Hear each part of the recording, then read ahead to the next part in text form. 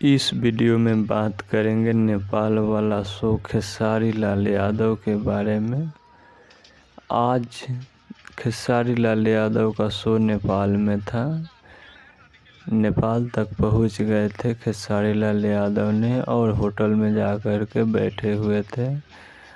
9 बजे पहुंच गए, 10 बजे तैयार होकर के जब निकलने लगे शो में तो उनको नेपाल के प्रशासन ने घेर लिया कि नहीं जाना है शो में, क्योंकि उसके पहले ही उनका जो परमिशन लिया हुआ था वो परमिशन कैंसिल हो गया था। वो पता खेसारी लाल यादव को नहीं था और वो पता किनको था तो जो आयोजन करता था, जिन्होंने खेसारी लाल यादव को बुक किया था, उसको यह पता था और उन्होंने इनको नहीं बोला कि हाँ कैंसिल हो गया है परमिशन।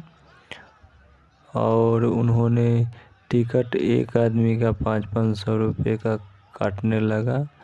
अभी तक काट ही रहा था जब और 500-500 रुपये देकर पब्लिक वहाँ पे इकट्ठा हुए थे कि अब खेसारी लाल यादव आएंगे तो शो देखूंगा। और खेसारी लाल यादव को इधर परमिशन ने कैंसिल होने की वजह से रोक लिया गया, प्रशासन ने रोक लिया। उसके बाद में टाइम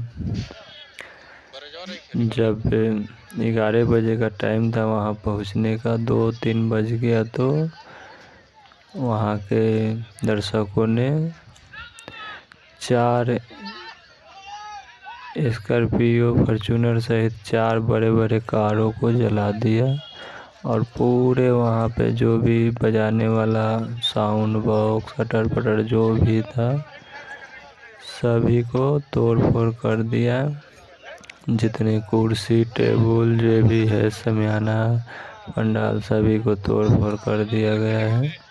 इस वीडियो में भी कुछ आप देख रहे होंगे और यह सब प्रशासन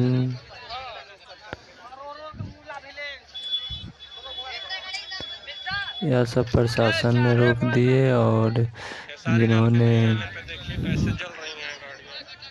परमिशन लिए थे वो नहीं बोले, इस सब के कारण हुआ है। और आप